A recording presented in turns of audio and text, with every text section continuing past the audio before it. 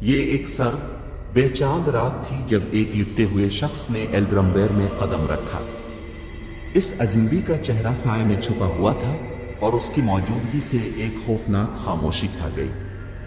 کسی نے اس اجنبی کا چہرہ نہیں دیکھا، لیکن سب نے اس کی نظر محسوس کی، ایک نظر جو روح کے اندر جھانکتی ہوئی لگتی۔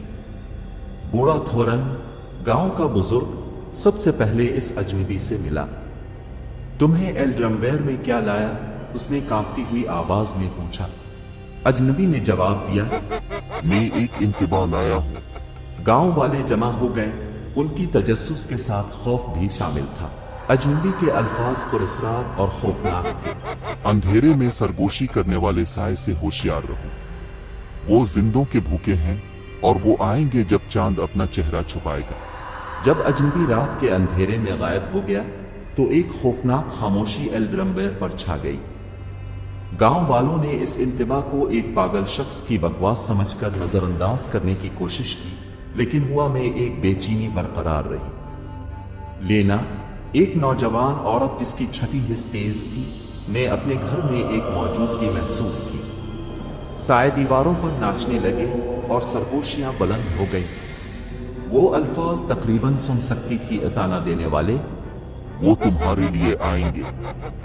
سو نہ سکنے کی حالت میں لینا بوڑھے تھورن کے پاس گئی۔ سائے، وہ زندہ ہے، اس نے سرگوشی کی، اس کی آنکھوں میں خوف کی جھلک تھی۔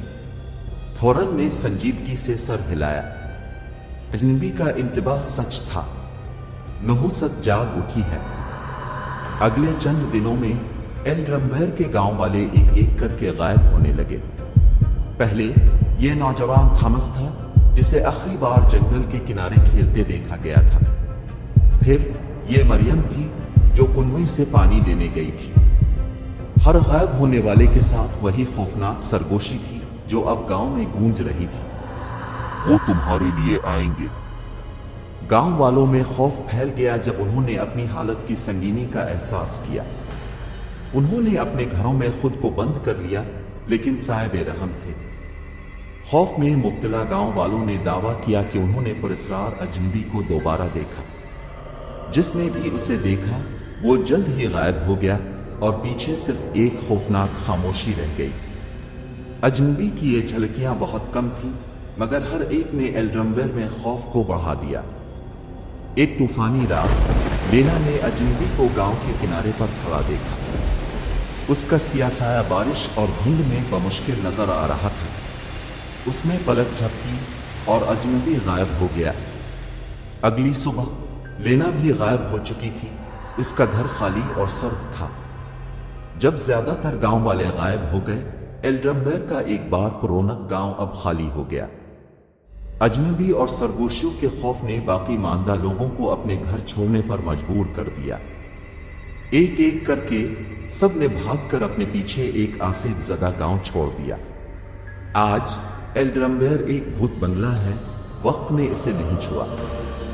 ہوا اب بھی خالی گلیوں میں سرگوشی کرتی ہے، وہی خوفناک الفاظ دہراتی ہے جو کبھی اس کے مکینوں کو ڈراتے تھے۔ یہ گاؤں خاموش گواہ ہے اس خوف اور اسرار کا جو کبھی اس پر طاری تھا، ہمیشہ اس اجنبی کی خوفناک موجودگی اور سائے کے ساتھ نشان زدہ۔